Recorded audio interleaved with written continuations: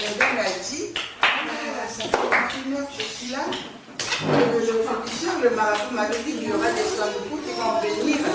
Et lui avait dit, il y en aura en tout 9. Mais tu ne prends pas la 9e, tu ne prends pas la 8e, tu prends que la 9e. Et elle a dit au marabout, ah bah oui, j'ai compris, je dois prendre la 8e. Le marabout a dit, mais non, je t'ai dit de prendre la 9e Sandougou. Tu ne prends pas les autres que celle-là. Rien que celle-là. Et du coup, donc, elle a attendu. La première valise, elle est passée quand on a chanté. Et elle est restée. Et au loin, elle a vu encore quelque chose qui s'est dandiné. Elle a dit, oh, dis donc, mais qu'est-ce que c'est cette chose qui s'est dandine dans le brouillard? La Sandougou, elle était là, elle se balançait, elle se dandinait, elle se balançait, elle se dandinait. Et puis finalement, elle est arrivée à elle. Elle regarde, elle a chanté. Bon, on ne va pas chanter toutes les fois. Elle a chanté la deuxième Sandougou. Mais elle comptait en même temps. Hein. La première, elle est passée. La deuxième est passée. La troisième, la quatrième, la cinquième, la sixième, la septième, la huitième. Elle a dit top, c'est celle-là. C'est celle-là, je vais la prendre. Elle est trop jolie. En plus, elle est rouge. Vive comme c'est ma couleur préférée. Je prends celle-là. Elle a attendu et là elle a chanté encore. Sandou moué moué moué moué. Sandou yali la moana. Sandou moué moué moué moué. Sandou yali la moana. Alors, la 8e Sandou, elle est passée. Elle est allée la taper. Dès qu'elle a posé sa main sur la Sandougou, dans sa tête ça a résonné fort. La voix du marabout a résonné dans sa tête. Qu'est-ce qu'il avait dit le marabout?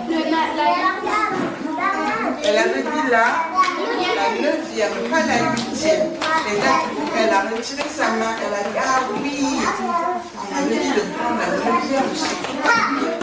Et là, elle a pris la 9e, elle a laissé partir la 8e. Donc voilà, il n'y a plus rien, il n'y a plus de 9e.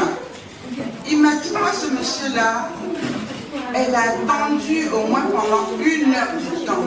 Et puis après, elle a aperçu au loin cette 9e valise. La 9e malle qui dandinait, qui repartait, qui venait, qui repartait, qui venait, qui faisait des phases, des fantaisies. Alors du coup, elle a chanté, elle est arrivée, la 9e valise. Et là, elle a grippé, mais très fort. Elle a attrapé très fort. Elle était tellement énorme qu'elle n'avait pas de force. Parce qu'elle avait maigri, elle était devenue toute maigre. Comme elle ne mangeait plus, elle ne buvait plus, elle avait trop de soucis, elle faisait que pleurer, donc elle était devenue trop faible. Et du coup, elle a dû tirer la valise, jusqu'à où? Elle tire la valise jusqu'à où, les parents? Elle va la tirer jusqu'à où, la valise? Oui, bah jusqu'à chez elle, jusqu'à la maison, chez son mari, qui lui avait dit que tant que tu n'as pas ramené ton bébé, oui, tu ne vas pas partir au village. Tu ne vas pas rentrer au village, c'est bien, c'est bien. Alors donc du coup, elle a tiré la valise jusqu'au village. Et qu'est-ce qui se passe à votre avis quand elle arrive avec cette valise? À votre avis, vous devez faire quoi? Elle va faire quoi? Elle va l'ouvrir.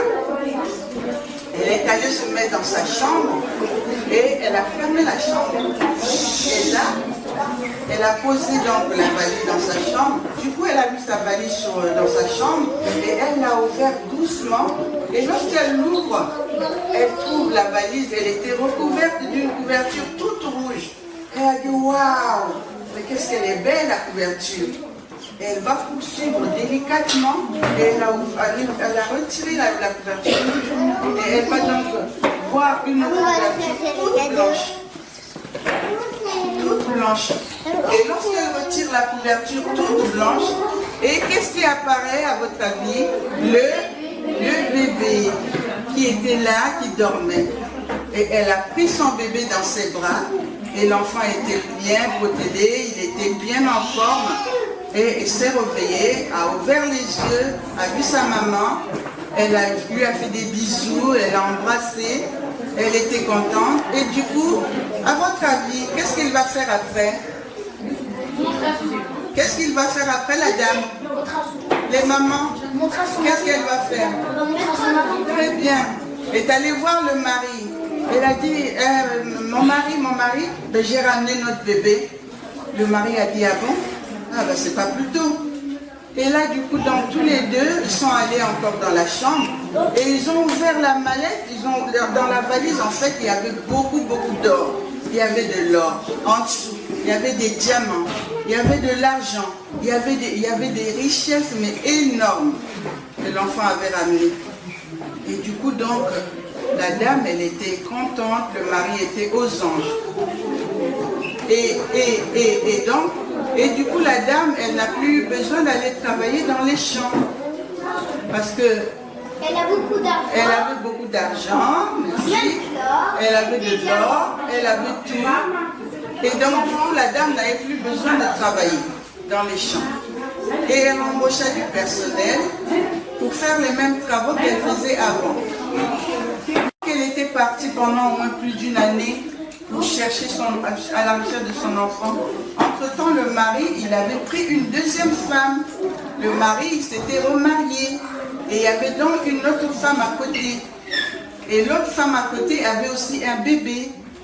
Et le bébé avait 6 mois par là. Et chaque matin, cette femme-là, la deuxième femme, on va dire, elle venait prendre les nouvelles, elle venait voir l'autre. Et puis lui demandait un peu petit à petit les informations. En fait, mais qu'est-ce qui t'était arrivé? Mais comment t'avais fait? Et elle aussi, elle donnait toutes les informations, elle renseignait, elle donnait toutes les informations. Et quand elle a eu rassemblé toutes les informations, la deuxième épouse, elle a dit, ben moi aussi, franchement, elle est devenue une reine. Mais moi aussi, il faut que je devienne une reine comme elle. Vous vous rendez compte? Elle ne peut même plus travailler. Elle fait sa belle, elle fait sa reine. Elle a le mari que pour elle. Et moi, maintenant, personne ne me calcule. Elle dit, non. Ça ne peut pas se passer comme ça. Moi aussi, je dois aussi aller là où elle est allée. Je dois avoir cette même fortune-là. Et donc, du coup, elle a commencé, la deuxième femme, à aller dans les plantations de maïs. Très tôt, à 5 h du matin, elle était déjà partie. Le mari a dit, mais pourquoi tu vas aux aurores comme ça?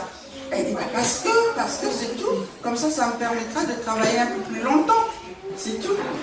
Et donc, du coup, elle allait tout le temps aux aurores et elle restait plus longtemps. Et là-bas, quand elle arrivait dans les champs, elle construisait aussi une petite tente rapidement et elle laissait aussi son bébé dans la tente. Et à chaque fois, elle faisait même 20 tours. Au bout de 10 minutes, elle revenait. Au bout de 10 minutes, elle dit, ah, mais toi, tu es toujours là, tu ne pars pas, toi? Comment ça se fait que tu es toujours là, hein? Mais il faut que tu disparaisses, comme ça, moi aussi, je vais devenir responsable. Elle était en colère après son bébé. À chaque fois, elle dit, t'as qu'à pleurer, même si tu pleures, moi, je ne te donne plus mon lait. Au lieu de disparaître, tu es seulement là, attends. Qu'est-ce que tu attends, hein?